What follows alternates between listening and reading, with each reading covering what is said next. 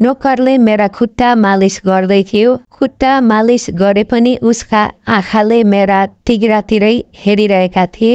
म उत्तानो परेर बिस्तारामा सुतेकी थिएँ। उसका मुलायम हातका स्पर्शले मलाई छुट्टै किसिमको आनन्द दिइरहेको थियो। मालिस गर्दा गर्दै आफ्नै नोकरले यस्तो गर्ला भनेर मैले सोचेकी थिइनँ। नमस्कार साथीहरू, म सुनिता नेपाली मेरो युट्युब च्यानलमा यहाँहरू सबैलाई हार्दिक स्वागत गर्न चाहन्छु। आजको कथामा एकजना नोकर र एउटी मालिकनी बीच भएको अनैतिक सम्बन्धको प्रसङ्ग छ। कथालाई अन्तिमसम्म सुनेर आनन्द लिनुहोला। कथा अब सुरु हुन्छ। नमस्कार, मेरो नाम पवित्रा हो। म काठमाडौँमा बस्छु। म हेर्दा निकै राम्री छु। मेरा गहिरा र निला आँखा छन्। मेरो गोरो अनुहार छ। गुलाबी ओठ र कालो अनि लामो कपाल देखेर कैयौँ केटाहरू फिदा हुन्छन्। मेरो कपाल निकै लामो छ, सिधा उभिँदा पनि कम्मरसम्म आइपुग्छ। मेरो उचाइ पनि साधारण नेपाली केटीको भन्दा धेरै छ। मेरो शरीरको बनावट देखेर प्रशंसा नगर्ने कोही छैन।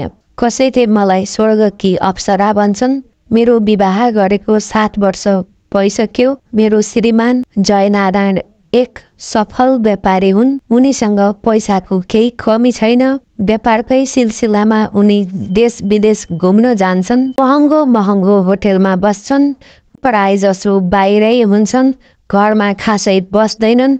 त्यसैले म घरमा सधैँ जसो एक्लै हुन्छु। कहिलेकाहीँ त मेरो श्रीमान 1-1.5 महिनासम्म घरमा आउनुहुन्न।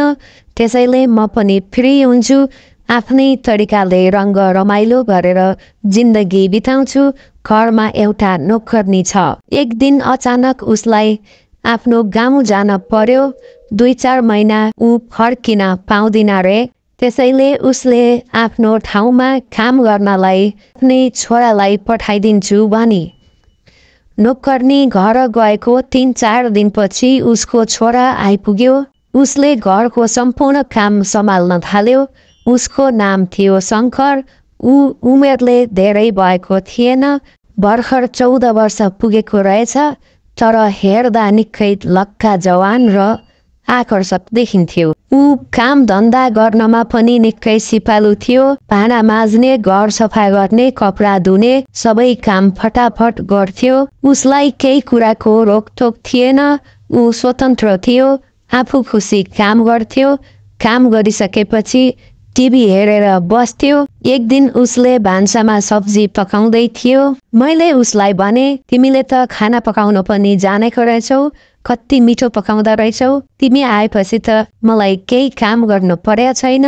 मलाई निकै सजिलो भएको छ। सबै काम तिमीले नै गर्छौ। मेरो कुरा सुनेपछि ऊ मुसुक्क मुस्कुरायो र भन्यो, म भएपछि हजुरले केही चिन्ता गर्नु पर्दैन मेमसाब, सबै काम मैले गरिहाल्छु नि। एक दिन मलाई एउटी साथीको बर्थडे पार्टीमा जानु थियो। पार्टी राति अबेरसम्म चल्यो। मैले अलि धेरै रक्सी पिएछु। त्यसैले बिहान अबेलासम्म सुते। बिउजेर घडी हेर्दा 10 बजिसकेको रहेछ। यताउता हेरेँ, झलमल्ल घाम लागिसकेको थियो। मैले शङ्करलाई बोलाएँ, चिया पकाउन पठाएँ। एकछिनमै शङ्कर चिया लिएर मेरो कोठामा आइपुग्यो। म बिस्तारामै थिएँ। मलाई चिया दिएपछि शङ्कर एकैछिन मेरो छेउमै उभियो। उसको हेराइ अलि बेग्लै किसिमको थियो। उसले सधैँभन्दा फरक किसिमले हेरेको थियो। सायद मैले उसलाई कुनै वास्ता गरिन वा केही कुराको कमी भयो कि। मैले सोधेँ, के भयो शङ्कर, तिमीलाई के चाहियो? उसले जवाफ दियो, केही होइन मेमसाब। मैले भने, केही होइन भने किन ठिङ्ग उभिरहेका छौ त? मेरो कुरा सुनेपछि ऊ फनक्क फर्केर गयो। ऊ गएपछि मलाई ऊप्रति दया लागेर आयो। बिचरा मैले उसलाई त्यसो नभन्नु पर्थ्यो। उसले के नै गल्ती गरेका थियो र?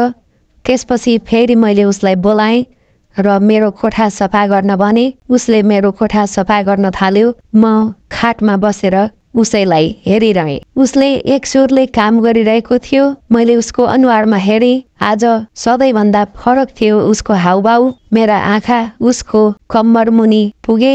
उसको सामान चलमलाइरहेको देखेँ। मैले बुझिसकेकी थिएँ उसको मनमा के कुरा चलिरहेको छ भनेर। तर ऊ मुखले केही बोल्न सक्दैनथ्यो। ऊ आफ्नो काम सकेपछि बाहिर निस्कियो। त्यसपछि मैले उसलाई फेरि कोठाभित्र बोलाएँ र भने, शङ्कर, आज मेरो जिउ साह्रै दुखेको छ, मालिस गरिदेऊ न ल।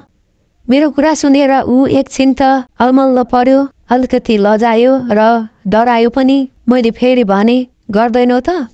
त्यसपछि ऊ चुपचाप तेल लिन गयो र तेल लिएर आयो। म भुइँमा म्याट बिछ्याएर उत्तानो पल्टिएँ।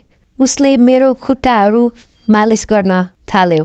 उसले खुट्टा मालिस गरेको थियो, तर उसको आँखाले मेरा तिघ्रातिरै ध्यान दिएका थिए।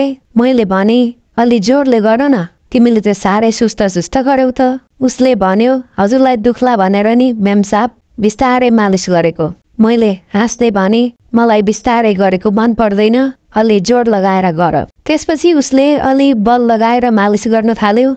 मैले उसलाई खुसी पार्ने उद्देश्यले भने, तिमी त मालिस गर्न पनि सिपालु रहेछौ, माथिसम्मै गर न, किन घोडा मुनि मात्रै गरिरहेछौ। त्यसपछि उसले मेरा तिघ्रा मालिस गर्न थाल्यो।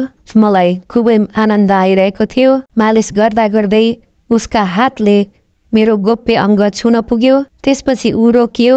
उसलाई अलिकति डर र अलिकति लाज लाग्यो। मैले उसलाई हौसला दिँदै भने, केही हुँदैन, गर गर, मलाई कस्तो मजा आइरहेको छ। ऊ मुसुक्क मुस्कुराउँदै मेरो अनुहारमा हेऱ्यो र भन्यो, मेम साहब, आज तपाईँ साह्रै राम्री देखिने भएको छ। मैले भने, तिमीले पनि साह्रै राम्रो काम गरिरहेका छौ।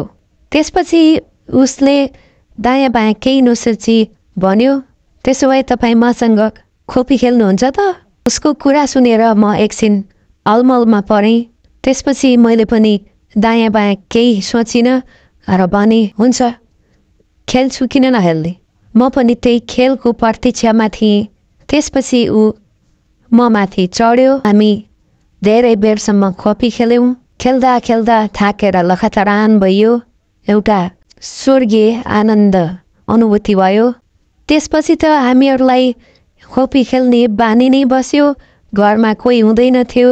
जति बेला मन लाग्छ उति बेलै हामी खोपी खेल्न तयार हुन्थ्यौँ। कहिले बिहान, कहिले दिउँसो, कहिले राति। त्यसपछि त खोपी खेल्ने काम निरन्तर चलिरह्यो।